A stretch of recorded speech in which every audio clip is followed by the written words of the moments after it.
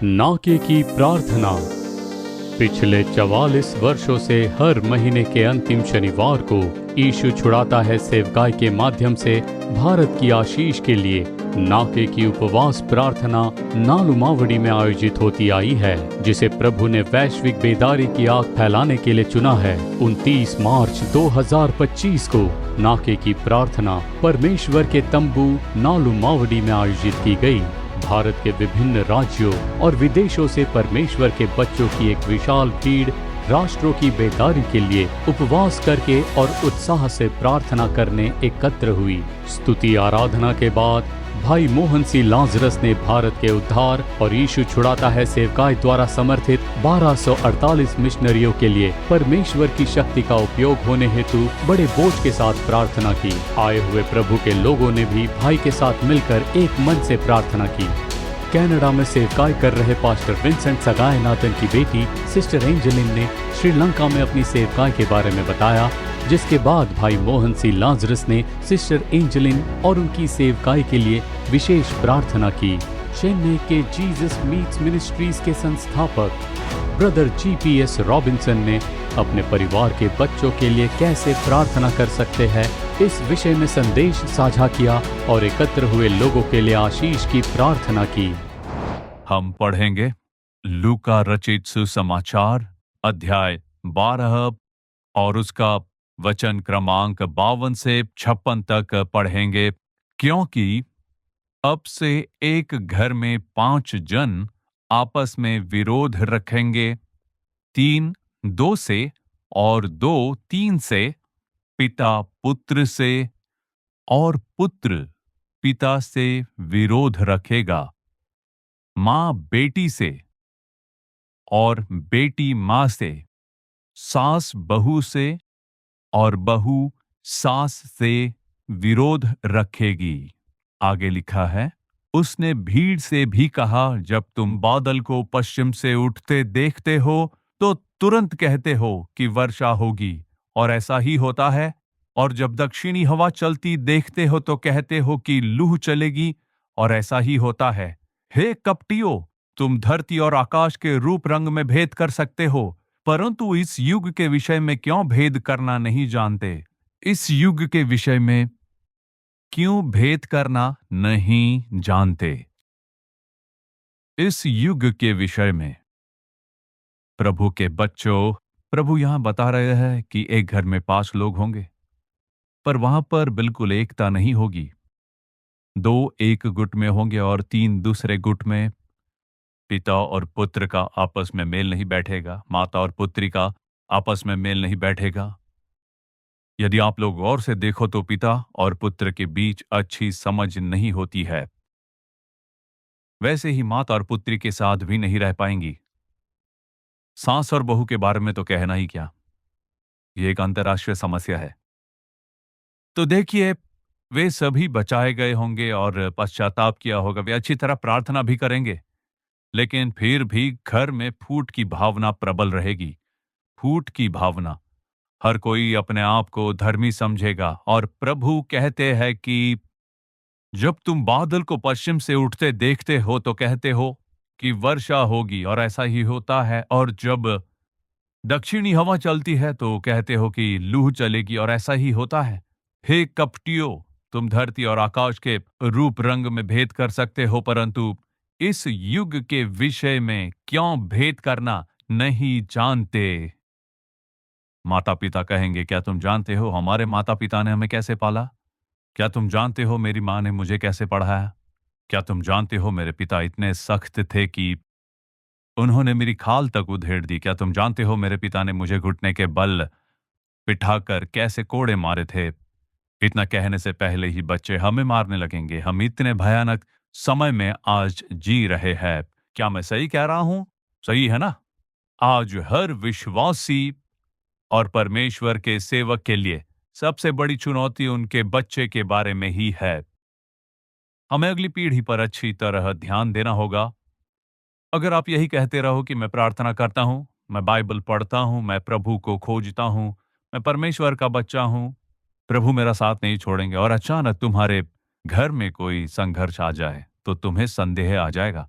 आप लोगों के मन में शक पैदा होगा कि मैं तो प्रभु की संतान हूं, तो मेरा बेटा नशा क्यों करने लगा, मेरी बेटी इस गलत संबंध में क्यों पड़ गई। आज कई मसीही परिवार ठोकर खा रहे हैं। आज के समय में विवाह संबंध बहुत ही संघर्ष कर रहे हैं। भजन संहिता अध्याय 22, उसका जब हम वचन पढ़ते हैं, भजन संहिता 22 का 30, जरा ध्यान दीजिए।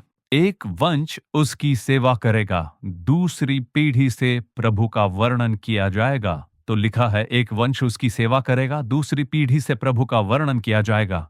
मेरे दादा दादी प्रार्थना करते थे, फिर मेरे माता पिता भी प्रभु के भक्त बने रहे और अब हम प्रभु पर विश्वास करते हैं। यहां आए आप में से कई लोग, शायद आप में से कई लोग जो यहां पर उपस्थित है वो दूसरी पीढ़ी के मसीही होंगे और आप में से कई लोग पहली पीढ़ी के मसीही होंगे। आप नियमित बाइबल पढ़ते हो, नालू मावड़ी आने के लिए ट्रेन या बस पकड़कर, तकलीफ उठाकर। कल रात ही कुछ लोग यहां पहुंचे, एक कोने में सो गए और अब परमेश्वर के सामने प्रतीक्षा कर रहे हो। क्या आपके बच्चे इस तरह आएंगे? अगर आपने उन्हें यहां आने के लिए बुलाया, वे कहेंगे मेरी परीक्षाएं हैं, मुझे पढ़ना है, मुझे यहां जाना है, वहां जाना है, प्रोजेक्ट वर्क है, ये काम है, ऐसा कहकर वे नहीं आएंगे। कुछ माता पिता कहेंगे अच्छा तुम वही रहो, यहां आए तो हम भी प्रार्थना नहीं कर पाएंगे। वे लोग अपने बच्चों के व्यवहार से तंग आकर यहां पर आकर बैठे हुए हैं। मैं एक सच्चाई बांट रहा हूं जिस पर आपको ध्यान देना होगा। मेरे प्यारे परमेश्वर के लोगों, सभी लोग न्यायियों की पुस्तक खोलेंगे। न्यायियों की पुस्तक इस सच्चाई को अच्छी तरह सीख ले। इसे सीखने के बाद आपको यह सच्चाई 5 लोगों को बांटनी चाहिए। मैं ये बात अपने दाएं, बाएं और सामने बैठे उन हर व्यक्ति से कह रहा हूं। न्यायियों की पुस्तक अध्याय 2 और वचन 8 से। तब यहोवा का दास नून का पुत्र यहोशू 110 वर्ष का होकर मर गया और उसको तिम्नाथेरेस में, जो एप्रेन के पहाड़ी देश में गाश नामक पहाड़ के उत्तरी ओर है, उसी के भाग में मिट्टी दी गई। और उस पीढ़ी के सब लोग भी अपने अपने पितरों में मिल गए। तब उसके बाद जो दूसरी पीढ़ी हुई, उसके लोग न तो यहोवा को जानते थे और न उस काम को जो उसने इज़राइल के लिए किया था। तो देखा आपने, यहोशू के समय के बाद, यहोशू का उम्र 110 था जब वो मरा। विश्वासियों, प्रभु का वचन सुनो, प्रभु के बच्चों और परमेश्वर के लोगों, यहोशू के समय तक लोग प्रभु को खोजते थे। यहोशू उन्हें अक्सर परमेश्वर के बारे में बताता था। उसने उन बड़े कामों के बारे में बताया जो परमेश्वर ने पिछले 40 वर्ष तक मरुभूमि में किया। लोगों ने उसकी बात सुनी। अब यहोशू मर गया। ध्यान से सुनिए, यहोशू मर गया और उन्होंने उसे दफनाया। परमेश्वर के बच्चों, समय की पीढ़ी, आप एक पीढ़ी के लिए 40 या 45 या फिर औसतन 50 वर्ष मान लीजिए। 50 वर्ष एक पीढ़ी के लिए। अभी आपकी पीढ़ी है, हमारी पीढ़ी है। हमारी पीढ़ी के बाद प्रभु अगली पीढ़ी को खड़ा कर रहा है। हाथ उठाकर कहे हालेलुया। अब जो यहोशू की पीढ़ी के बाद कुछ पीढ़ियां थी, वो बीत गई थी, वो खत्म हो चुकी थी। उसके बाद एक और पीढ़ी उठी।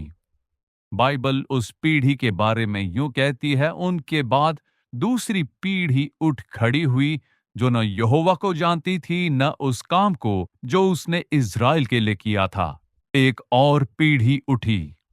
ध्यान से सुनिए, वो पीढ़ी प्रभु को नहीं जानती थी।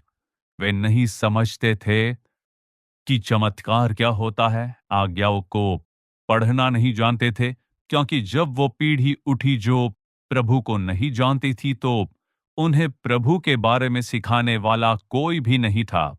प्रभु के बारे में बताने वाला कोई भी नहीं था। तो बहनों, आपने जिस तरह इस सत्य को पहचाना है, उतने हद तक आपको भी अपने बच्चों को सिखाना होगा।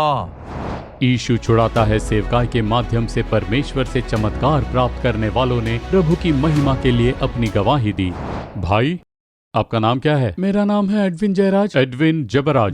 जयराज, कहाँ से आए हो आप? कन्याकुमारी से आ रहा हूँ। हमारे शादी के 10 साल तक हमें कोई संतान नहीं हुई थी। हम निसंतान थे। इस बीच 3 बार ये गर्भवती तो हुई, पर 1.5 महीने 2 महीने में ही अबॉर्ट हो जाता था बच्चा। मैं प्रभु से लगातार प्रार्थना करता था और साल 2023 में अप्रैल के महीने में यहाँ नाके की प्रार्थना में प्रार्थना की। आंसुओं के साथ मैंने मन्नत मांगकर प्रार्थना की थी और अगले ही महीने मेरी पत्नी फिर से गर्भवती हुई। हम बहुत ही खुश हुए और पहले ही स्कैन में पता चला कि ये जुड़वा बच्चा है। प्रभु की स्तुति हो। और तब भी हम बहुत खुश हुए और उसके बाद ही छोटी मोटी तकलीफें शुरू हो गई थी। चौथे महीने के स्कैन के बाद बताया गया कि गर्भ में कोई समस्या है और उसके इलाज के लिए यहाँ पर यंत्र नहीं है, आप इसके लिए त्रिवेंद्रम चले जाइए।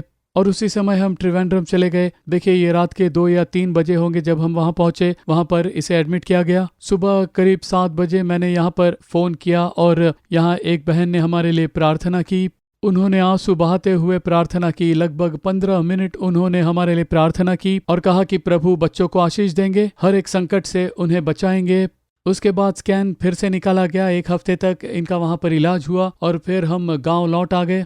और उसके बाद 7.5 महीने में फिर से एक दुविधा आई। कुछ ऐसा हुआ कि 2 बच्चों में से एक बच्चे का ब्लड सर्कुलेशन ठीक नहीं हो रहा था। तुरंत ही प्रभु ने आज आपके दोनों बच्चों के साथ यहाँ आने के लिए आशीष दिया है। प्रभु की स्तुति हो। तालियां बजाकर प्रभु की महिमा करेंगे। देखिए, 10 साल से इनकी संतान नहीं थी, कुछ समस्या थी।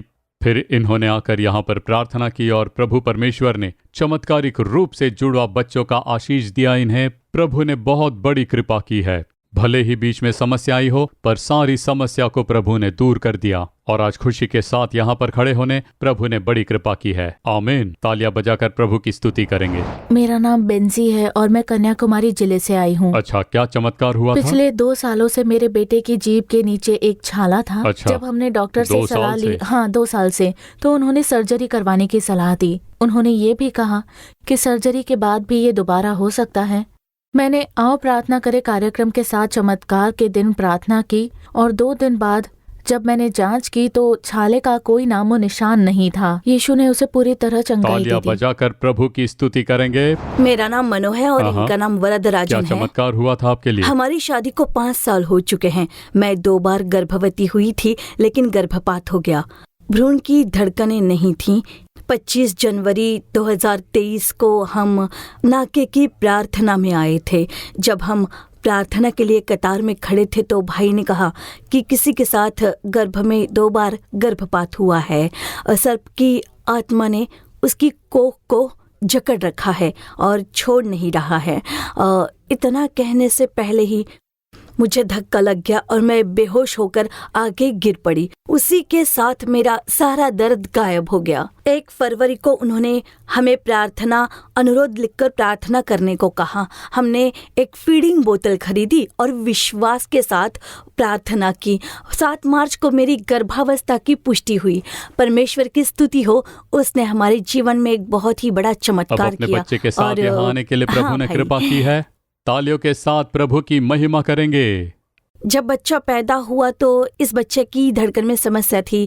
इसे इंक्यूबेटर में रखा गया था क्योंकि इसका वजन सिर्फ 1.90 किलो था। प्रभु यीशु ने इसमें भी हमारी मदद की। साथ ही मेरे पति के पास नौकरी नहीं थी और प्रभु ने इन्हें कोयम्बटूर की एक बड़ी कंपनी में ड्राइवर की नौकरी दिलवाई। प्रभु ने हमें 2 गुना आशीष से भर दिया है। प्रभु यीशु को कोटि प्रभु कोटि की स्तुति धन्यवाद। हो। मेरा नाम है अमृता पुष्पा। हाँ। अमृता पुष्पा। कहाँ से आई हो आप बहन? मैं कडलूर से हूँ। क्या चमत्कार हुआ आपके लिए? पिछले महीने में बहुत बीमार हो गई बीमार थी मतलब और क्या हुआ आपको? सांस लेने में तकलीफ और कब चलने से में ये दिक्कत तकलीफ थी थी। आपको? 25 साल से। 25 साल से वीजिंग है आपको? हाँ भाई। तो हाँ। पिछले महीने क्या हुआ? जब मैं यहाँ चलने में तकलीफ के साथ आई तो यहाँ आकर मैं बहुत कमजोर हो गई। यहाँ के भाइयों ने मुझे स्ट्रेचर पर लिटाकर यहाँ लाया। जब भाई प्रार्थना कर रहे थे मैं वहाँ आंसू बहाते हुए बैठी थी कि यीशु कृपया मुझे भी स्पर्श कीजिए, मैं चल नहीं पा रही हूँ, आपके अलावा मदद करने वाला मेरी कोई नहीं है। मैं स्ट्रेचर पर आई हूँ लेकिन मैं चलकर वापस जाना चाहती हूँ। तब भाई ने कहा, प्रभु आपको स्पर्श करेंगे, चाहे आप कहीं भी क्यों ना हो। ये मत सोचिए कि आप बरामदे में बैठी हो इसलिए उसने आपको स्पर्श नहीं किया। आपको एहसास नहीं हो रहा, लेकिन आपके पेट में बर्फ जैसी ठंडक महसूस हो रही है। चिंता मत करो, अब आप चंगी हो गई हो। उसी पल मैं ठीक हो गई और स्ट्रेचर से उठकर चलने लगी। अब मैं पूरी तरह से ठीक होकर वापस आई हूँ। आमीन, परमेश्वर की महिमा आमीन। हो। तालियों की गूंज हो जाए। अब 1 महीने से आपको वीजिंग नहीं है। नहीं, बिल्कुल नहीं। 25 साल की वीजिंग की समस्या से परमेश्वर ने छुटकारा दिया। मैं ठीक हो व्हील चेयर गई में हूँ। आई थी ये, और आज चल कर जाने के लिए प्रभु ने कृपा की है। मैं हूँ सुदर्शन। कहाँ से आ रहे हो? मदुरई से आ रहे हैं। बताइए क्या चमत्कार हुआ? दरअसल हम लोग हिंदू पार्श्वभूमि के हैं, हिंदू परिवार से जुड़े हैं। हाँ, और देखिए, मेरी 3 बहनें हैं। 2 बहनों की शादी के बाद बच्चा ही नहीं हुआ। मेरी शादी के बाद उन्हें लगा कि मेरा भी बच्चा नहीं होगा, लेकिन मैंने प्रभु यीशु को अपना लिया और मुझे प्रभु ने एक बेटी का आशीष दिया। आमीन, आमीन। तालियों से प्रभु की महिमा करेंगे। अब देखिए, ये आंसू खुशी के आंसू है। हालेलुया। कई लोगों ने आज निंदा के आंसू बहाए होंगे, पर एक दिन यहाँ पर प्रभु आपको खुशी के आंसू के साथ खड़ा करेंगे। हालेलुया। प्रभु के लिए तालियां हो जाए। मैं हूँ सुब्रमणि। सुब्रमणि, देखिए प्रभु ने सुब्रमणि के जीवन में भी चमत्कार किया है। लगभग 15 साल से मैं शराब के नशे का शराब आदी पीते था। थे 15 सालों से? हाँ भाई। हाँ। और ये पिछले 2 साल में बहुत बढ़ अच्छा। गया। मैं अपनी बीवी, अपने बच्चों को पीटने लगा। रिश्तेदार बहुत भला बुरा कहते। एक भाई ने मुझे यहाँ पर बुलाया, आइए हम नालूमावड़ी चलते हैं। मैंने कह दिया मैं नहीं आऊंगा। इस ईश्वर से क्या लेना देना मेरा देवता बहुत बड़ा है। यीशु के बारे में नहीं पता था तब मुझे, लेकिन फिर मेरे मन में ख्याल आया कि नालूमावड़ी जाकर देखे तो सही कि होता क्या है। फिर मैं आया और तब से देखिए 2 साल पूरे हो चुके हैं। मुझे नशे की बू भी पसंद नहीं है। उसके पास जाते ही मुझे उल्टी आने लगती है। प्रभु ये ने भी मुझे कोई बचा तालियां है? लिया। जोरदार तालियां हो जाए। संसार में ऐसा कौन सा प्रभु है जो ऐसे चमत्कार करते हैं? देखिए, ये बस देखने के लिए यहाँ पर आए थे। प्रभु ने भी कहा तू आकर तो देख, मैं तुझे छुटकारा देता हूँ या नहीं। चैलेंज करके इन्हें छुटकारा दिया है। हालेलुया। भाई मोहन ने सुब्रमणि नाम लेकर मुझे पुकारा और मैं खुद ही संभल नहीं पाया। पहले बार ही नाम ले लिया आपका। हाँ भाई। पहला ही दिन था वो। अब ये शराबियों के लिए प्रार्थना किया करते हैं। आमीन। देखिए इनकी पत्नी क्या कह रही है। अब जो कोई भी शराब के नशे के अधीन है, उन लोगों के लिए ये निरंतर प्रार्थना करते हैं। तालियों की गूंज के साथ प्रभु की महिमा करेंगे। मैं ललिता हूँ। अच्छा, कहाँ से आ रही मेट्टूर हो? डैम से आई हूँ। हाँ, बताइए बहन, क्या चमत्कार हुआ? मुझे मधुमेह है और मेरे पैर हाँ। में गैंग्रीन हो गया था। मैं डॉक्टर के पास कब से नहीं थी गई। आपको ये समस्या? 15 साल से। 15 सालों से? कैसे और छुटकारा पाया? मेरे बच्चे ने कहा कि ये घाव हो गया है। जब हमने इसे छुआ और देखा तो खून और मवाद निकल रहा था। मेरे बच्चे डर गए कि कहीं उंगली काटनी न पड़ जाए। मैंने कहा ऐसा नहीं होगा क्योंकि मैंने प्रभु पर भरोसा किया है। क्या मैं हर इससे महीने पहले आप यहाँ आती पर रहती आई हो? हूँ। हाँ, मैं नियमित रूप से यहाँ आकर आकर प्रार्थना करती करवाई हूँ। है? हाँ अब भाई, स्वस्थ हो गई अब आप? मैं पूरी तरह से ठीक हो अब गई बिल्कुल हूँ। नामो निशान नहीं? मैं कभी अस्पताल नहीं गई। आमीन। तालियों के साथ प्रभु की महिमा करेंगे। बताइए बहन, आपका नाम मेरा क्या नाम है शशिकला और मैं शशिकला। पालयम कुट्टी से आई हूँ।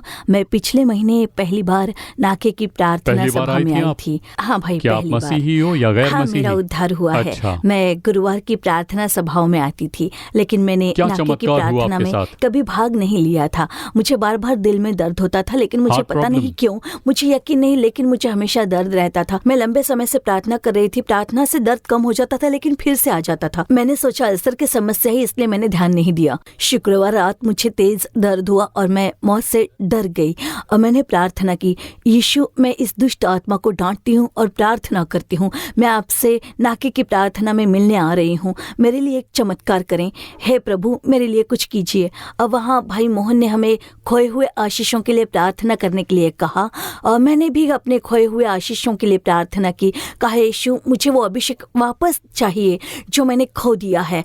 तब मुझे एहसास हुआ कि किसी शक्ति ने आकर मेरे दिल से कुछ खींच लिया और मुझे पिछले शुक्रवार जैसा ही दर्द हुआ। मैं महसूस कर सकती थी कि किसी ने मेरे दिल से कुछ खींच लिया है। मैं समझ नहीं पा रही थी कि क्या हो रहा है। मैंने आंखें बंद करके प्रार्थना शुरू कर दी, यीशु कृपया मुझे चंगाई दे दीजिए, पूर्ण मुझे छुटकारा मिल छुटकारा गया? चाहिए। एक हाँ, महीने बिल्कुल से कोई दर्द भी नहीं तकलीफ है, नहीं? कुछ भी नहीं है। तालियां बजाकर प्रभु की महिमा करेंगे। भाई, आपका नाम क्या है? मदी अलगन। मदी अलगन। हाँ जी। चेन्नई से आए हो चेन्नई आप? के मधुरावायल से क्या आया है। चमत्कार हुआ आपके साथ? शादी के बाद लगभग 9 साल तक हमारा बच्चा नहीं 9 हुआ। साल तक? हाँ, और टीवी पर प्रार्थना का कार्यक्रम देखकर हम दोनों ने प्रार्थना शुरू की। आप लोग मसीही हो? नहीं, मैं तो हिंदू हूँ, हाँ, ये मसीही अच्छा। है। कई जगह पर जाकर इलाज करवाया पर उससे कोई फायदा नहीं हुआ। फिर मेरी पत्नी ने कहा कि हम लोग प्रार्थना करेंगे। 2 महीने हमें पता ही नहीं चला और फिर साल 2021 में प्रभु ने बेटी का आशीष दिया। आमीन। तालियों की गूंज के साथ प्रभु की महिमा करेंगे। बहन चल्ला रानी अप्पादुरई ने पत्रों के माध्यम से प्रार्थना अनुरोध भेजने वालों के लिए विशेष प्रार्थना की और सिस्टर एशले एबेनेजर ने व्यक्तिगत रूप से आए लोगों द्वारा लिखे गए प्रार्थना अनुरोधों के लिए प्रार्थना की। इस बीच परमेश्वर के तंबू के मूसा ऑडिटोरियम में बच्चों के लिए एक विशेष सभा आयोजित की गई। बच्चों को उनके आध्यात्मिक जीवन में पढ़ने के सत्यों के बारे में सिखाया गया। भाई मोहन सी लाजरस ने डरो मत, तुम्हारे लिए मरने वाला जीवित है, इस शीर्षक से लिखी अपनी पुस्तिका का परिचय दिया। उन्होंने यीशु छुड़ाता है सेवकाई के लिए प्रार्थना और योगदान देने वाले पार्टनर्स को पार्टनर प्रिविलेज कार्ड प्रदान किए। यीशु छुड़ाता है सेवकाई द्वारा निर्मित उन्मयुल्ला देवन वीडियो गीत को प्रार्थना के साथ रिलीज किया गया। अंत में भाई मोहन सी लाजरस ने पाप, शाप और बीमारी को दूर करने वाला यीशु का लहू इस शीर्षक पर परमेश्वर का वचन साझा किया। प्रकाशित वाक्य अध्याय 12 और वचन 11। वे मेमने के लहू के कारण और अपनी गवाही के वचन के कारण उस पर जयवंत हुए और उन्होंने अपने प्राणों को प्रिय न जाना, यहाँ तक कि मृत्यु भी सह ली, उस पर जयवंत हुए। प्रभु के लोगों ने उस पर विजय पाई। अब कौन है वो? वो शैतान है।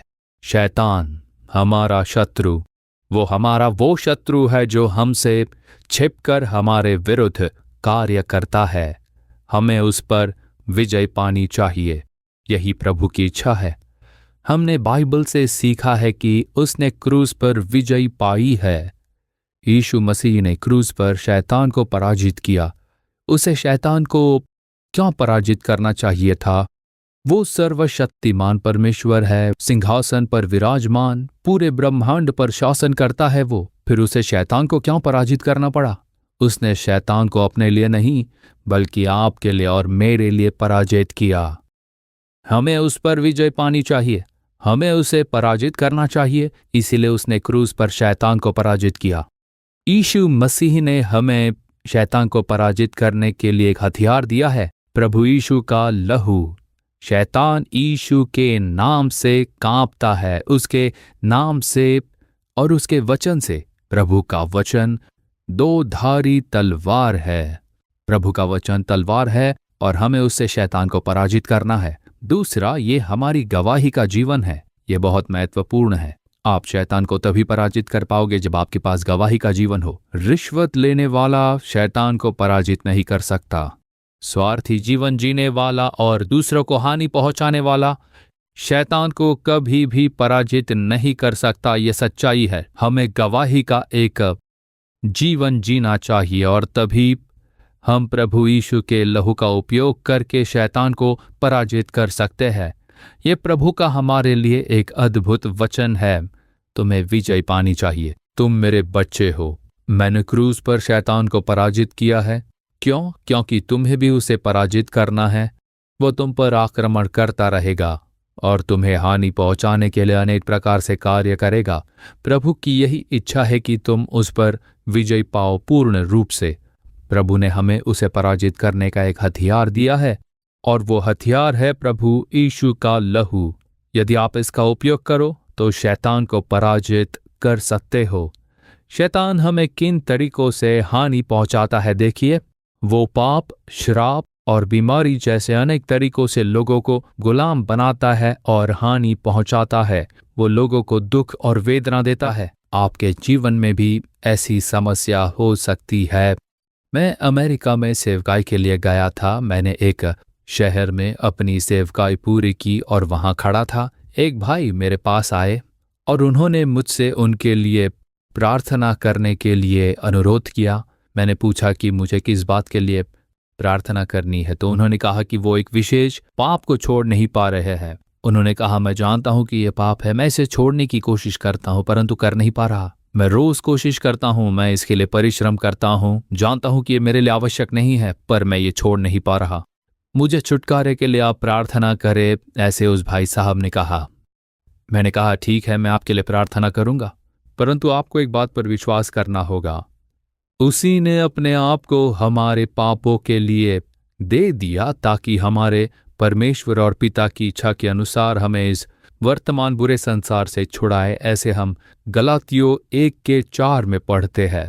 यीशु ने हमारे पापों के लिए और हमें इस वर्तमान बुरे युग से बचाने के लिए क्रूस पर अपना लहू बहाया। क्या आप इस पर विश्वास करते हो? क्या आप विश्वास करते हो कि यीशु ने आपको इस पाप से मुक्त करने और आपको पूर्ण रूप से शांति देने के लिए क्रूस पर अपना लहू बहाया था? वो बोले, मैं विश्वास करता हूं कि यीशु हमारे लिए मरे। मैंने कहा इतना कहने से काम नहीं होगा, हृदय से विश्वास करना चाहिए कि यीशु ने इस विशेष पाप को क्रूस पर उठा लिया और शैतान पर उन्होंने विजय पाई, क्योंकि शैतान इस पाप से आपकी शांति भंग कर रहा है, इसीलिए आपको शांति और विश्राम नहीं मिल रहा है। वो उस पाप से आप पर आक्रमण करता है और समय आने पर वो आपको उस पाप के लिए प्रलोभित करता है, वैसा करने के लिए उकसाता है। कुछ लोगों के लिए शराब का नशा हो सकता है, कुछ लोगों के लिए अश्लील फिल्में देखना, कुछ के लिए जुआ खेलना और सारे पैसे गंवा देना, कुछ लोगों के लिए नशे की लत। इस प्रकार शैतान किसी पापी आदत से तुम्हें उकसाता है, हमें ऐसे करवाता है और हमारी शांति को पूर्ण रूप से भंग करता है, शांति चुराता है। बहुत से लोग समझते हैं कि ये पाप है, परंतु वे इसे छोड़ नहीं पाते। यहाँ ऐसे बहुत से लोग हैं। प्रभु यीशु आज आपको एक सुसमाचार दे रहे हैं, और क्या आप जानते हो कि वो क्या सुसमाचार है? वो कह रहे हैं, बेटे तुम मेरे लहू के द्वारा विजय पा सकते हो, बेटी तुम विजय पा सकती हो, तुम उस पाप के संघर्ष पर विजय पा सकते हो जो शैतान लाता है। वो तुम्हें उकसाता है, वो तुम्हें पाप करने के लिए उकसाता है, वो तुम्हें लड़ने के लिए उकसाता है, दूसरों के साथ धैर्य न रखने और दूसरों के साथ बुरे व्यवहार करने के लिए उकसाता है। वो तुम्हारे हृदय में घमंड भर देता है और इस तरह पाप और पापी इच्छाओं को जन्म देता है। वो हमसे ये सब करवाता है, भले ही हम जानते हैं कि ये सभी पाप है। वो शांति चुराता है, फिर हम सोचते हैं कि मैंने ऐसा क्यों किया। इसके पीछे एक दुष्ट आत्मा है, ये शैतान का काम है। वो इसके पीछे है और वो हमारी शांति भंग करने के लिए लड़ता है। उसे कैसे पराजित करें? यीशु का लहू। आप यीशु के लहू के द्वारा उसे पराजित कर सकते हो।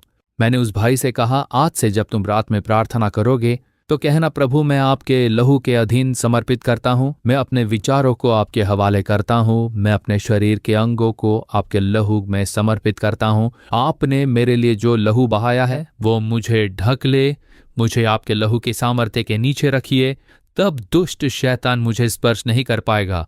वो मेरे विचारों में प्रलोभन नहीं भर सकता, वो मुझे पाप करने के लिए उकसा नहीं सकता है। मैं अपने आप को पूरी तरह से लहू के हवाले करता हूँ। यीशु के लहू के अधीन अपने आप को समर्पित कर दीजिए। सुबह जागते ही अपने आप को समर्पित करते हुए कहिए, यीशु मैं अपने आप को आपके लहू के नीचे समर्पित करता हूँ। शैतान तेरा मुझ पर कोई अधिकार नहीं, मैंने अपने आप को यीशु के लहू के नीचे समर्पित कर दिया है। इस तरह अपने विश्वास को अंगीकार करें, आप परिवर्तन देखोगे। मैंने उसके लिए प्रार्थना किया और उसे घर भेजा। 1 साल बाद जब मैं फिर वहां पर गया, वो मुझसे मिलने के लिए आए। भाई, मैंने वैसे ही प्रार्थना की जैसे आपने कहा। मैंने यीशु के लहू को स्वीकार करते हुए प्रार्थना की। मैंने अपने आप को उसके लहू के अधीन समर्पित करके प्रार्थना की। अब देखिए, मैंने पूरी तरह विजय पा ली है। प्रभु ने मुझे एक बड़ी विजय दी है। हालेलुया।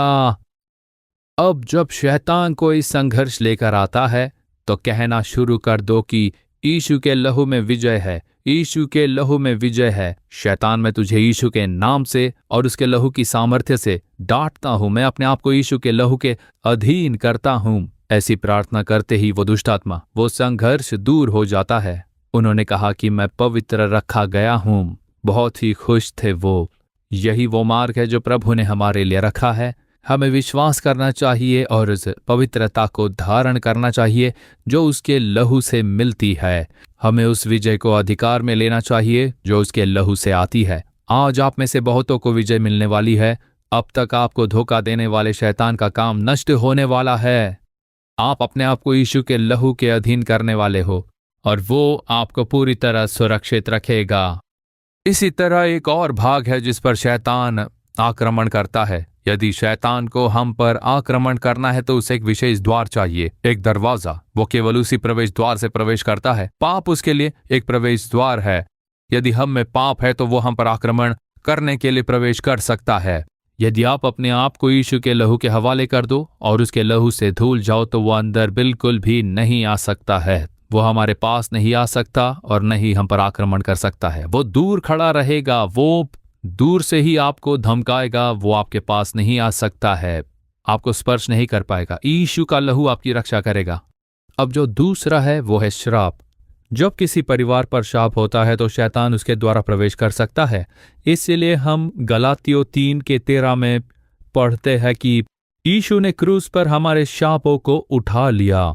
उसने क्रूस पर हमारे शापों को उठा लिया और अपना लहू बहाकर हमारे शाप की जंजीरों को तोड़ दिया। शैतान श्राप के कारण किसी व्यक्ति या परिवार में प्रवेश कर सकता है और आक्रमण कर सकता है।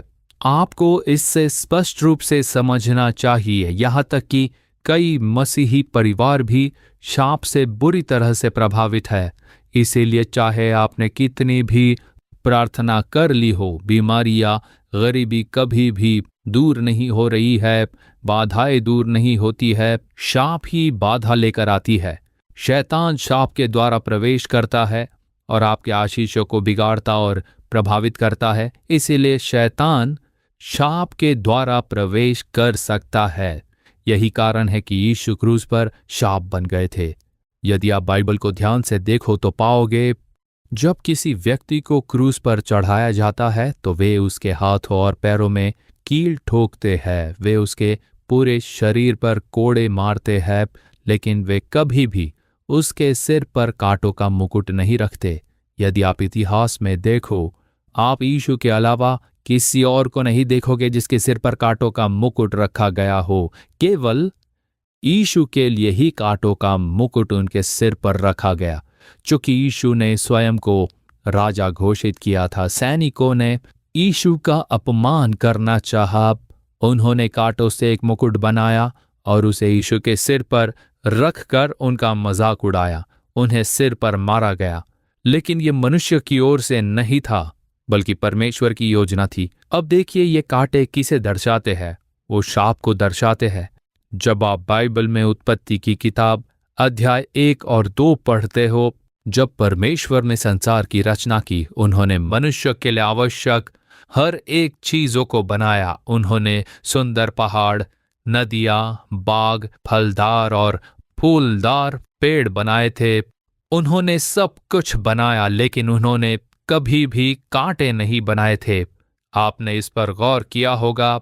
उन्होंने ऐसी जड़ी बूटियां बनाई जो आज दवाइयों के रूप में उपयोग होती है। उन्होंने मनुष्यों के स्वास्थ्य के लिए बनाया था इन्हें। ये उत्पत्ति की पुस्तक में लिखा गया है। जड़ी बूटियां, जिन्हें अंग्रेजी में हर्ब्स कहकर लिखा गया है, परमेश्वर ने औषधीय पौधे बनाए और उन्होंने हर चीज अच्छी बनाई थी। उन्होंने कभी कांटेदार पौधे या कांटेदार पेड़ नहीं बनाए।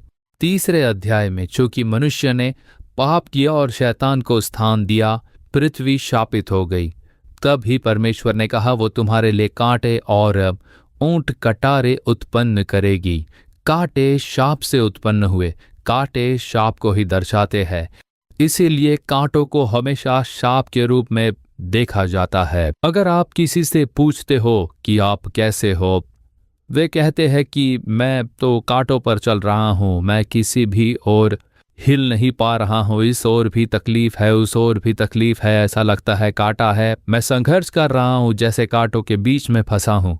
अगर आप ऐसा कहते हो तो उसका मतलब आप शाप के अधीन हो, आप कांटों के बीच में हो, आप किसी भी ओर मुड़ नहीं पा रहे। एक ओर कर्ज की समस्या है, दूसरी ओर बीमारी की समस्या, एक और बच्चों की समस्या है, दूसरी ओर अन्य लोगों की समस्या। मैं हर तरफ से दबाव में हूँ, मैं कांटों के बीच संघर्ष कर रहा हूँ। यदि आप ऐसा कहते हो, इसका अर्थ है कि एक श्राप आपका पीछा कर रहा है।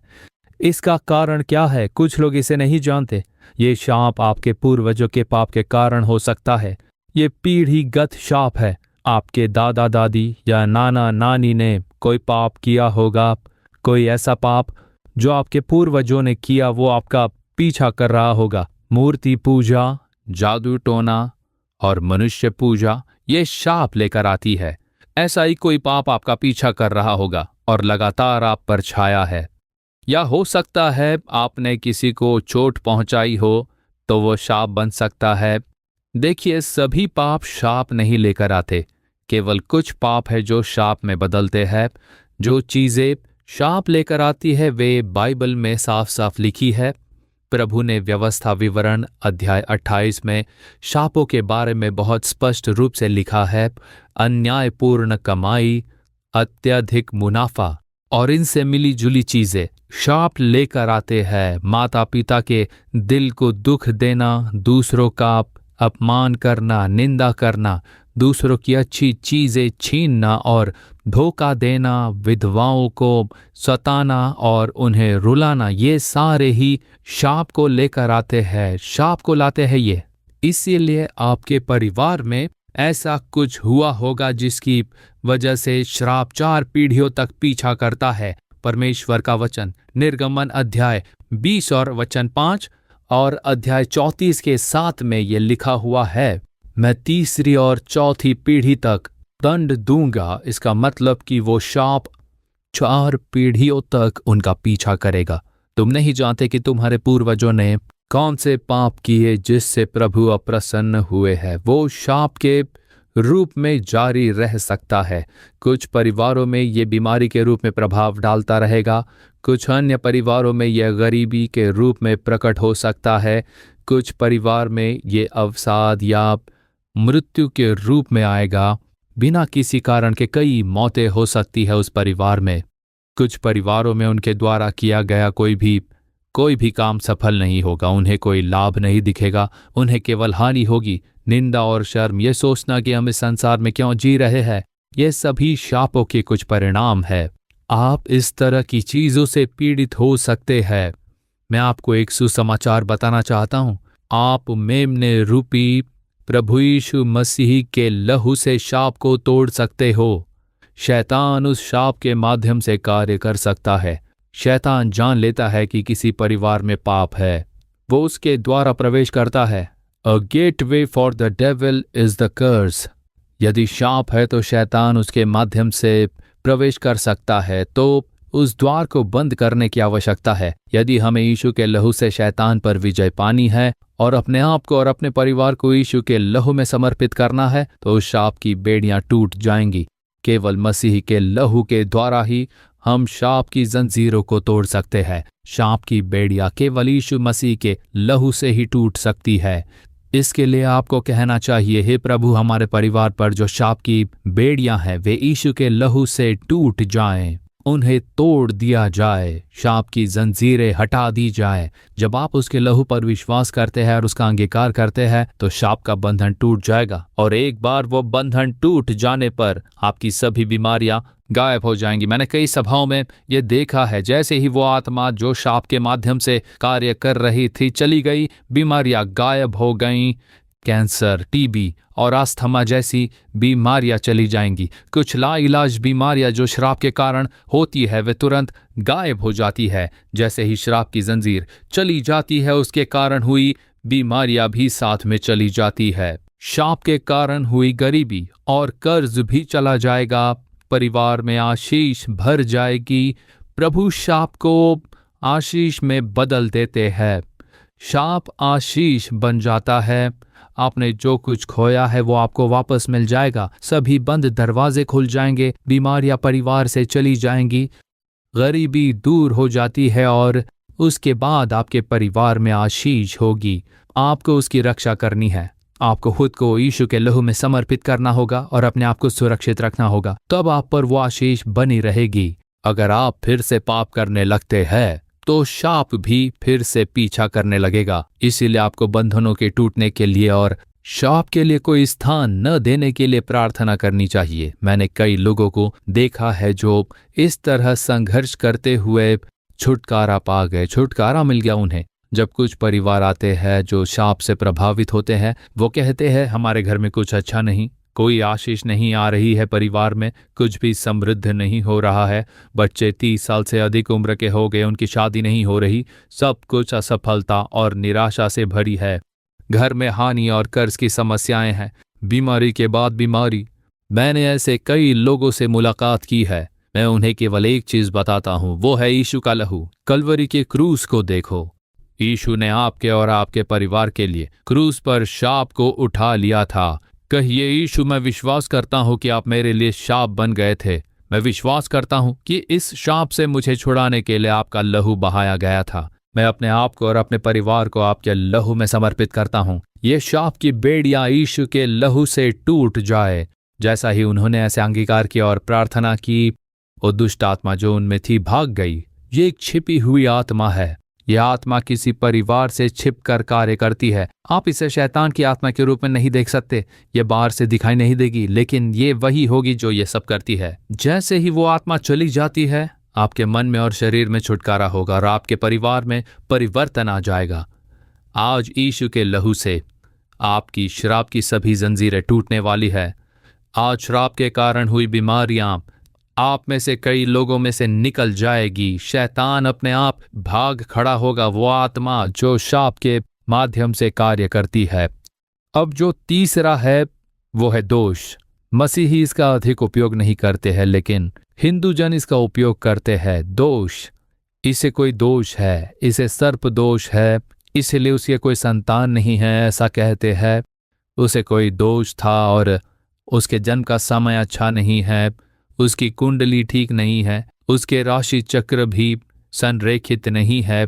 लोग कुंडली देखने जाते हैं, भविष्यवाणी और हस्तरेखा पढ़ने की बात सुनते हैं। वो कहेगा कि आपको कोई दोष है और इसीलिए आपके साथ कुछ भी अच्छा नहीं हो रहा, सब असफल हो रहा है। कुछ लोग इस तरह प्रभावित होते हैं। एक बार एक माँ और उसकी बेटी ब्रदर अप्पादुरई से प्रार्थना करवाने आई थी। ब्रदर अप्पादुरई पालमकोट्टम में अपने निवास पर प्रार्थना सभा आयोजित करते। एक हिंदू माँ ने वहां होने वाली प्रार्थनाओं के बारे में सुना और अपनी युवा बेटी को ब्रदर से प्रार्थना करवाने के लिए ले आई। ब्रदर ने उन्हें बिठाया और कुछ देर उनसे बात की और उनसे प्रार्थना की मांग के बारे में पूछा। वो युवा बेटी उदास होकर रोने लग गई। उस माँ ने कहा, सर, हम हिंदू हैं, हमने सुना कि आप यहाँ प्रार्थना करते हैं और लोग आशीष पा रहे हैं, इसीलिए हम यहाँ आए हैं, तो हमें प्रार्थना करवानी है। ब्रदर ने पूछा, मैं किस लिए प्रार्थना करूँ? सर, ये मेरी बेटी है, इसके साथ कुछ भी अच्छा नहीं हो रहा है।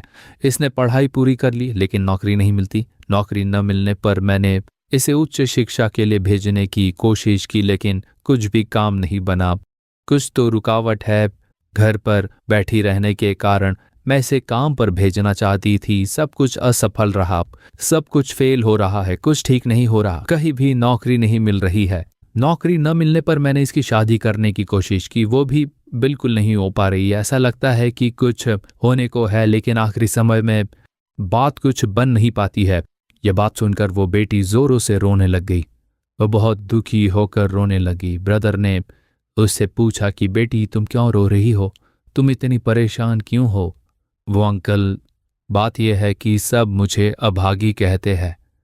तुम अभागी हो, तुम्हारे साथ कुछ नहीं बनेगा, कुछ सफल नहीं होगा, पढ़ाई हो या नौकरी या शादी, कुछ भी नहीं। हमारे रिश्तेदार कहते हैं कि मैं ऐसे ही रहूंगी, वो तो मैं सह लेती, पर मेरी माँ भी ऐसा ही कहती है कि तुम शापित हो, तुम्हारे जन्म का समय ठीक नहीं है, तुम्हारी कुंडली में ऐसा लिखा है, तुम्हारे जन्म के समय से ही हमारा घर ऐसा है। अगर मेरी अपनी माँ ही ऐसा कहती है तो वो मैं कैसे सहन कर पाऊं? जब उसकी अपनी माँ ने उस पर ऐसा आरोप लगाया तो जरा सोचे कि वो अंदर से किस तरह टूट गई होंगी। तुम अभागी, शापित हो, तुम्हारे ऊपर दोष है, ये सारी बातें सुनकर उस लड़की का हृदय बुरी तरह प्रभावित हुआ। देखिए, ब्रदर ने समझाया कि तुम फिक्र मत करो, चाहे तुम्हारा कोई भी पाप हो, शाप हो या फिर कोई भी दोष हो, यीशु उसे बदल सकता है। यीशु का लहू इसी के लिए बहाया गया था। वो तुम्हारा सारा दोष दूर कर देगा। वो किसी भी दोष को बदल सकते हैं। मैं तुम्हारे लिए प्रार्थना करूंगा, तुम भी प्रार्थना करो। कहना, यीशु, आप मेरे लिए मरे, आपने मेरे लिए अपना लहू बहाया मेरा दोष दूर करने के लिए। ब्रदर ने उसके लिए प्रार्थना की और उसे शांति से जाने को कहा। प्रार्थना करके ब्रदर ने कहा, तुम प्रभु की आशीष देखोगी, तुम में प्रभु की शांति बनी रहे। 2 हफ्ते के बाद वो माँ और बेटी फिर आईं। वे बहुत खुश लग रही थी। जब पूछा गया कि क्या हुआ तो उन्होंने कहा, सर आपने यीशु मसीह से प्रार्थना की और मेरी बेटी का दोष दूर हो गया। ब्रदर ने पूछा, पर हुआ क्या? तो वो बोली कि उसे तुरंत नौकरी मिल गई। इस समय तक सब रुका था, अब उसे अच्छी नौकरी मिल गई है। इतना ही नहीं, दूसरी ओर उसकी शादी भी तय हो गई है। परमेश्वर ने बहुत अच्छा रिश्ता लाया है। हम शादी का निमंत्रण लाए हैं। शादी में आकर आप जरूर मेरी बेटी को आशीष दीजिए। ऐसा कहकर प्रभु की स्तुति की और वो निमंत्रण उन्हें देकर वापस चले गए। दोष को दूर करने की शक्ति, पाप, श्राप, दोष। वे कहते हैं कि सर्प दोष है, इसलिए ये बीमारी है। आप जानते हैं इसमें सबसे अजीब बात जो है वो क्या है? जिन्हें सर्प दोष होता है उनके शरीर पर ऐसा लगता है कि सांप की आकृति बनी है, सांप का चित्र जैसा बनता है। मैंने एक बहन को देखा जो इस तरह संघर्ष कर रही थी। प्रार्थना के बाद वो आकृति गायब हो जाती है। कुछ के लिए ये सांप की त्वचा जैसा होगा। वे इसे सर्प दोष कहते हैं। दोष के बारे में झूठा विश्वास शैतान के प्रवेश के लिए द्वार खोल देता है। इसे अच्छी तरह समझ लो। एक झूठा विश्वास शैतान को आप पर आक्रमण करने का रास्ता खोल देता है। कुंडली देखना और उस पर विश्वास करना, राशि चक्र देखना और उस पर विश्वास करना, टीवी या अखबार से राशिफल देखकर कहना कि मेरी राशि अच्छी नहीं है। वे कहते हैं सूरज पूर्व और पश्चिम में होगा। अरे भाई, सूरज तो पूर्व और पश्चिम में ही होता है। कोई व्यक्ति बस पैसे कमाने के लिए ये सब बताने बैठा होगा। यदि तुम इसे मानते हो तो शैतान प्रवेश कर सकता है, क्योंकि झूठा विश्वास शैतान के लिए दरवाजे खोल देता है। जीवित और मृत मनुष्यों को भगवान मानना। मृत व्यक्ति के सामने झुकने को कहेंगे।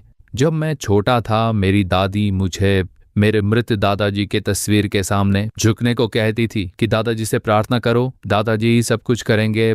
दूसरी देवताओं की भी पूजा करती और अपने पति की भी। वो मेरे दादाजी के जितने भी पुराने कपड़े थे वो टांग देती थी। साल में एक बार वो उन कपड़ों को बदलती थी, ये कहते हुए कि मेरे दादा वहां पर है। वो मुझसे मेरे दादा की पूजा करने को कहती थी।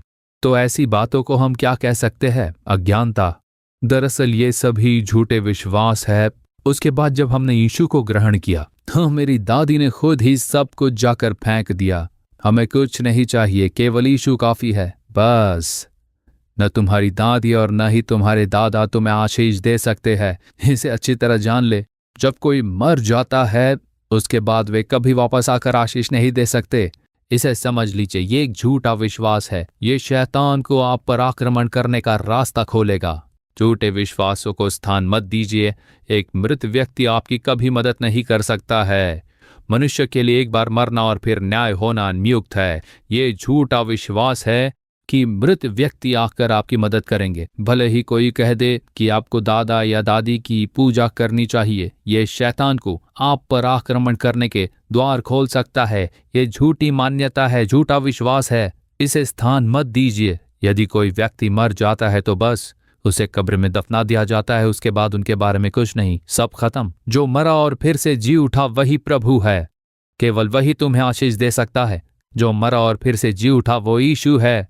इसीलिए पाप, शाप, दोष, देखिए झूठे विश्वासों से दोष आता है।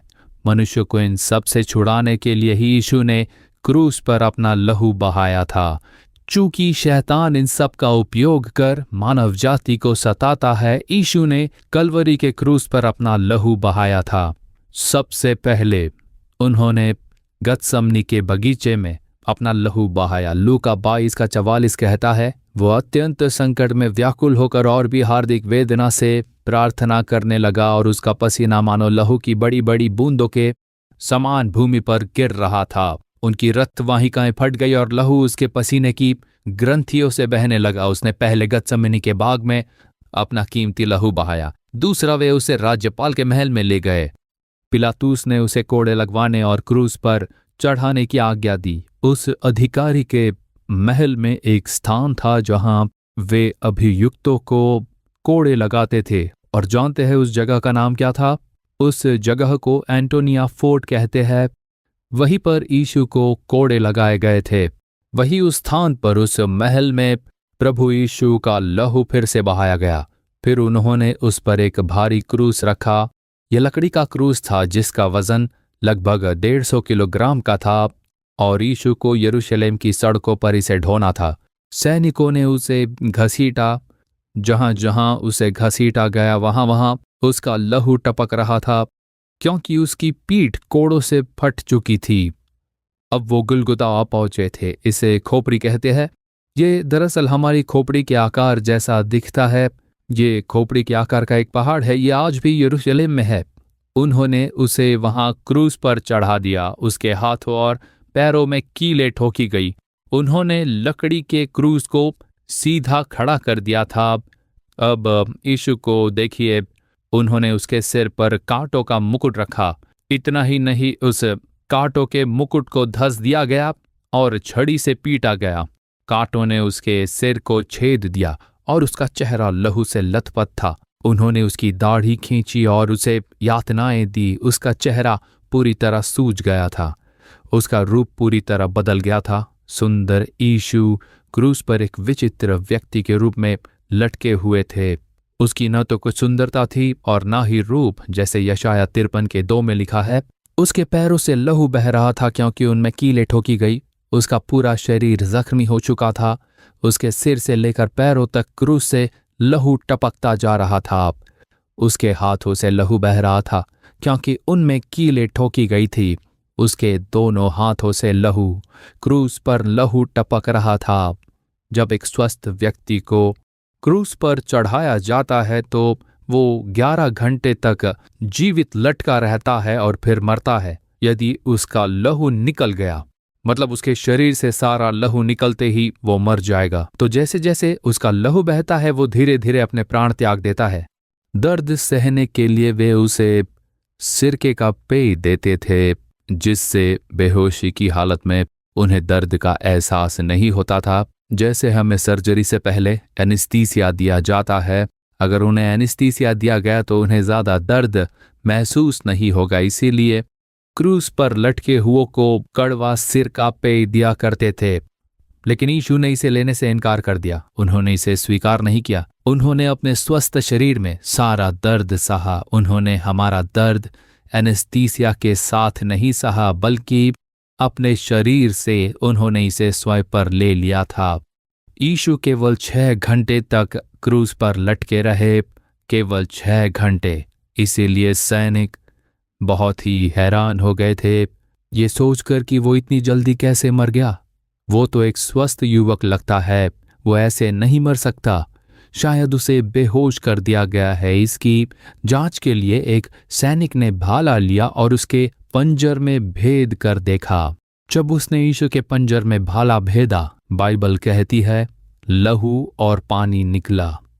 लहू और पानी क्यों निकला? यीशु के पंजर में भेदा गया भाला उसके हृदय को छेद गया। हृदय रक्त संचार का महत्वपूर्ण अंग है।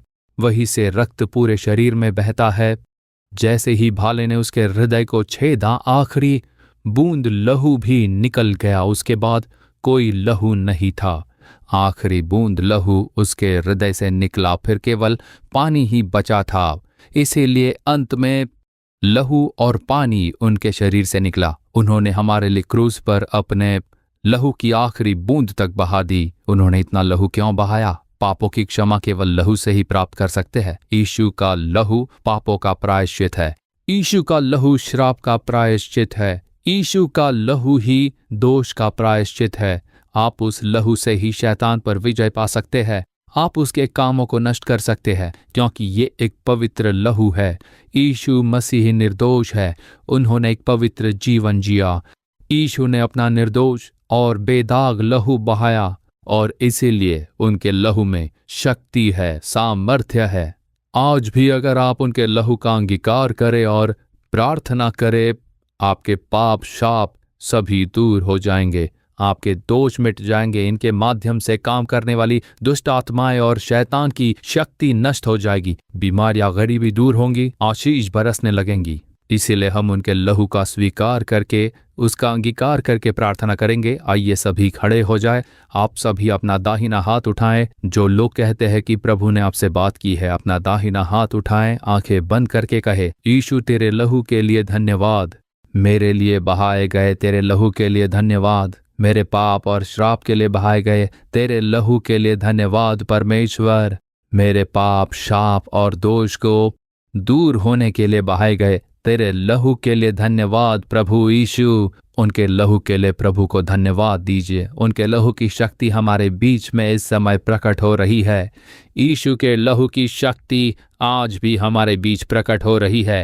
यीशु का लहू, यीशु के लहू में विजय, यीशु के लहू की शक्ति। हे प्रभु, मुझे इस पाप से छुटकारा दीजिए। यीशु के लहू द्वारा छुटकारा, ये अपराध, ये पाप, पापी स्वभाव, पापी चरित्र और पाप के लिए प्रलोभन देने वाली दुष्ट आत्मा यीशु के लहू से मुझसे दूर हो जाए, दूर हो जाए। यीशु के लहू की शक्ति से वे पाप दूर हो जाए। यीशु के लहू से पाप की जंजीरें टूट जाए। इसे कहते रहिए, बोलिए बोलिए, यीशु के लहू की जय हो। यीशु के लहू से, यीशु के लहू से पाप की जंजीरें टूट रही है। यीशु के लहू से शाप की जंजीरें टूट रही हैं, शाप की जंजीरें टूट रही है। यीशु के लहू से सभी दोष पूरी तरह बदल रहे हैं, दोष दूर हो रहे हैं। समय ठीक नहीं चल रहा, जन्म का समय ठीक नहीं है, कुंडली ठीक नहीं है। यीशु के लहू में सभी दोषों को पूरी तरह बदलने की शक्ति है। यीशु के लहू की जय हो। यीशु का लहू, सभी बोलिए, यीशु के लहू की जय हो। यीशु के लहू की जय हो। मेरे पाप सभी धुल जाए। यीशु का लहू मेरे पापों को धो दे, ये मेरे हृदय को धो दे, ये मेरे पापों और शापों को बदल दे। उसके लहू की सामर्थ्य, उसके लहू की सामर्थ्य, यीशु की लहू की सामर्थ्य। हालेलुया। धन्यवाद प्रभु, धन्यवाद प्रभु, धन्यवाद प्रभु, धन्यवाद प्रभु। हे प्रभु, तेरे लहू की सामर्थ्य से कैंसर गायब हो जाए, कैंसर युक्त ट्यूमर गायब हो जाए। यीशु के नाम से थायराइड ट्यूमर गायब हो जाए, गले और स्तन के ट्यूमर गायब हो जाए, पीठ के ट्यूमर गायब हो जाए, सिर के ट्यूमर पूरी तरह से गायब हो जाए। यीशु के नाम में, यीशु के नाम और उसके लहू की सामर्थ्य से छुटकारा हो। यीशु के नाम में, यीशु के लहू की शक्ति द्वारा छुटकारा हो जाए। और अभी चंगाई हो रही है।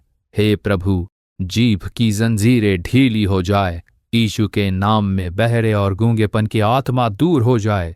छुटकारा, आपके छुटकारे के लिए धन्यवाद, धन्यवाद प्रभु, आपकी स्तुति हो। जो कहते हैं इस प्रार्थना के समय में यीशु ने स्पर्श किया, मुझे एक चमत्कार मिला है, मैं चंगा हो गया हूं। अपने हाथ उठाए, अच्छी तरह से उठाएं। 4 से 5 लोग मंच पर आकर गवाही दीजिए। मेरा नाम सेल्वा रानी है। आपने मेरा नाम लेकर बुलाया था। कहाँ से हो आप? परमकुड़ी से। परमकुड़ी से। आंखों में क्या समस्या है? मुझे ठीक से दिखाई नहीं देता ठीक से था। दिखता नहीं था। मैं टेलरिंग का काम करती हूँ और मैं काले धागे से सिलाई नहीं कर पाती थी, केवल रंगीन धागे से ही सिलाई कर पाती थी मैं। अच्छा, और ये समस्या कब से थी आपको? लगभग 10 साल। अच्छा, काफी धुंधला सा दिखता था। मैं अपने काम में आपने आगे उसके नहीं लिए बढ़ पा प्रार्थना रही की? थी। हाँ, अपने काम के लिए भी? दरअसल मैंने इसके बारे में प्रार्थना नहीं की थी, लेकिन मुझे इसका बुरा लगता था और हाँ। उस समय आपने मेरा नाम लेकर बुलाया। अच्छा, अपनी उन्होंने आंखों को लेकर मुझे उदास काम थी से आप? निकाल दिया क्योंकि मैं ठीक से देख नहीं पाती थी। उन्होंने मेरा अपमान करते हुए कहा कि मुझे सभी रंगों की सिलाई सीखनी चाहिए, इसलिए शर्म के मारे मैंने नौकरी छोड़ दी। रानी, सेल्वा रानी कहकर परमेश्वर ने बुलाया। अब आंखें कैसी है आपकी? अब बिल्कुल साफ साफ दिखाई दे रहा है। हाँ। वहाँ देखिए, सब साफ है। हाँ, मुझे साफ साफ सब दिखाई कुछ देता साफ साफ है। दिखाई दे रहा है। इनकी आंखों में कमजोरी के कारण इन्हें नौकरी से निकाल दिया गया। परमेश्वर ने इनका नाम लिया, स्पर्श किया और इनके आंखों को पूरी तरह चंगा कर दिया। आमीन। God bless you, God bless you. आपकी क्या समस्या है? मैं पिछले 1 साल से संघर्ष कर रही थी। मैं घर पर अकेले नहीं रह पाती थी और हर समय रोती रहती थी। मैंने अपने परिवार के हर सदस्य से मदद मांगी।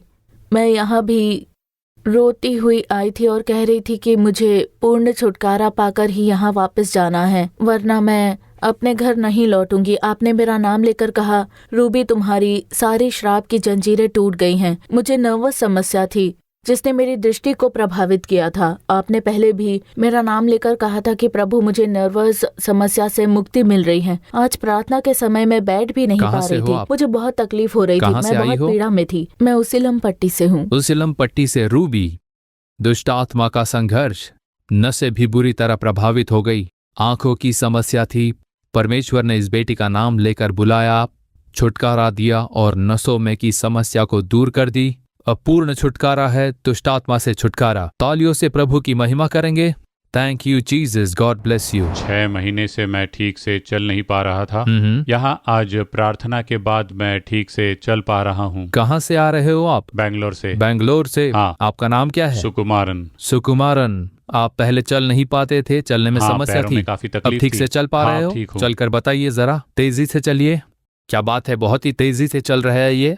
पहले ऐसे चल नहीं पाते थे, ना ही पैरों को मोड़ पाते थे। परमेश्वर ने हड्डियों को छूकर चंगाई दे दी। तालियों से प्रभु की महिमा करेंगे। हालेलुया। आपका नाम क्या है? मेरा नाम रूबी है और मैं कराईकाल से आई हूँ। कराईकाल। मेरी रीढ़ की हड्डी टूट गई थी और पिछले 2 सालों से बहुत रीढ़ दर्द की था। हड्डी टूट गई थी? हाँ, पिछले साल उन्होंने सर्जरी की सलाह दी क्योंकि ये खिसक गई थी। चूंकि एनेस्थेटिस्ट ने सर्जरी न कराने की सलाह दी, इसलिए ये रद्द कर दी गई। लेकिन मैं कुछ भी नहीं कर पाती थी या झुक नहीं पाती थी। मुझे नाके की प्रार्थना में आना था, ये विश्वास करते हुए कि मैं यहाँ किसी तरह ठीक हो जाऊंगी। मैं वहाँ बैठ नहीं पा रही थी, मैं लेट गई और मैं बहुत रो अच्छा, भी रही लेटी थी। हुई रो रही हाँ, थी। जब आपने हमें खड़े होने के लिए कहा तो मैं उठ ही नहीं पा रही थी। कुछ समय बाद मुझे लगा कि कोई मुझे उठने को कह रहा है। तब मैं उठी और मैंने अपनी बेटी से कहा कि भाई मेरा नाम लेकर बुलाएंगे। मुझे हमेशा इस बेल्ट का उपयोग करना पड़ता था। मैं इसके बिना कोई काम ही नहीं कर पाती थी। मैं सिर्फ सीधी लेट सकती थी, इसके बिना बैठ नहीं किसी पाती? भी तरह मैं मुड़ नहीं सकती थी। मैं अब मैं पूरी तरह से ठीक हो गई हूँ। मैंने चंगाई अब प्राप्त इसे कर हटा ली दिया है। आपने? हाँ, मैंने बेल्ट हटा दिया है। देखिए, मैं झुक भी पा रही हूँ। आमीन। यीशु बहुत भले है, बहुत भले है। यीशु चमत्कारिक प्रभु है, आंसुओं को पोंछने वाले, वेदनाओं को जानने वाले प्रभु। ये उठ नहीं पा रही थी, बस लेटे लेटे प्रार्थना की इन्होंने। पीठ में, रीढ़ की हड्डी में स्पाइनल कॉर्ड की समस्या, ऑपरेशन होना था। डॉक्टरों ने सर्जरी के लिए 5 डॉक्टरों लाख ने रुपए 5 लाख रुपए मांगे थे। स्पाइनल कॉर्ड की समस्याएं गंभीर है, ऑपरेशन के लिए 5 लाख रुपए लगेंगे। पर ऑपरेशन के बावजूद भी हम कोई भी गारंटी नहीं दे सकते, ऐसे ही कहा डॉक्टरों ने। पर यीशु ने चंगाई दी तो मुफ्त की चंगाई है, बस उनका एक स्पर्श काफी है। हालेलुया। तो देखिए, आज एक ही नाम लेकर 2 लोगों को चंगाई दी प्रभु ने। एक नाम वाले 2 व्यक्तियों को प्रभु ने चमत्कारिक चंगाई दी। तालियां बजाकर प्रभु की महिमा करे। आपका नाम क्या है? मेरा नाम है अल्लाह गमाल। मैं रोज आपकी प्रार्थना देखती थी। कहाँ से आ रही हो आप? मदुरई से। हाँ, कोच्चड़ई। कोच्चड़ई कहाँ है ये? ये मदुरा के इस हिस्से में आता है सर। ओके। कोच्चड़ई। 2 साल से ये समस्या थी? हाँ, 2 साल ओके। से। ट्यूमर अभी गायब हो गया अभी है। गायब हुआ बस है? अभी गायब हो देखिए, गया। अभी गायब हुआ है कह रही है ये। 2 साल से वो गांठ था, उसे प्रभु ने गायब कर दिया। प्रभु मुझे की आपको स्तुति हो। अपने पति के बारे में बताना है। वो 2 साल तक अस्पताल में थे। हाँ। परमेश्वर की एक सेविका, एक माजी आई और प्रार्थना कार्ड दिया। हमने आंसू बहाते हुए प्रार्थना की, तभी मुझे आपके बारे में पता चला सर। मेरे पति ठीक हो गए, वो पूरी तरह से स्वस्थ हो गए। अब वो बिल्कुल ठीक है। आमीन, आमीन, आमीन। प्रार्थना देखिए, प्रभु चमत्कार करने वाले प्रभु है। आमीन। प्रभु की स्तुति कीजिए। मेरे पैर मत पड़िए। God bless you. मेरी दोनों आँखों की सर्जरी हुई थी। एक आँख से दृष्टि बहुत ही साफ थी। कुछ समय के लिए मैं इस आँख से देख पाती थी और फिर दिखना पूरी तरह से बंद हो गया था। मैंने कई डॉक्टरों से सलाह ली। उन्होंने कहा ये आंख ऐसी रहेगी, आप कुछ नहीं कर सकती, ऐसे ही छोड़ दीजिए। आज तक मैं सिर्फ दूसरी आंख से ही देख पाती थी और मुझे वाहन चलाने में बहुत कठिनाई होती थी। अब मैं अच्छी तरह से देख पा रही हूँ। मैं रंग भी देख सकती हूँ। अब ठीक से दिख रहा है। प्रभु ने ठीक कहा हो था गई कि हूँ। एक आंख जिसकी प्रभावित हुई है वो चंगी हो रही है।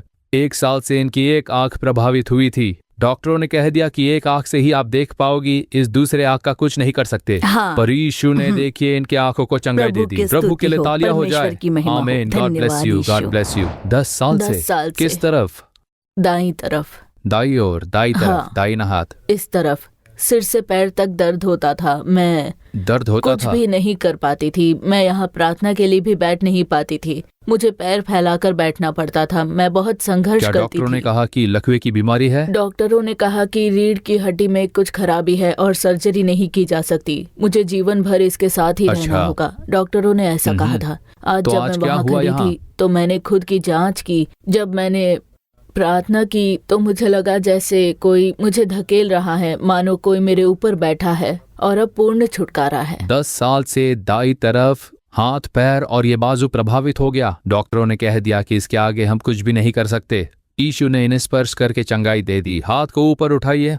अब ये ठीक से हाथ उठा पा रही है। ये पूरी बाजू बिल्कुल ठीक हो गई। 10 साल की समस्या को प्रभु ने दूर कर दिया है। आमीन। God bless you. नाके की प्रार्थना में आए परमेश्वर के लोगों ने यीशु मसीह के लहू से शैतान पर विजय पाकर प्रभु की आशीषें प्राप्त की और आनंद पूर्वक घर लौटे। For further details and prayer support, contact Jesus Redeems Ministries, Nalamavadi, Thoothukudi District, 628-211. Our phone number 04639 353535. info@jesusredeems.org. Our website www.jesusredeems.com. God bless you.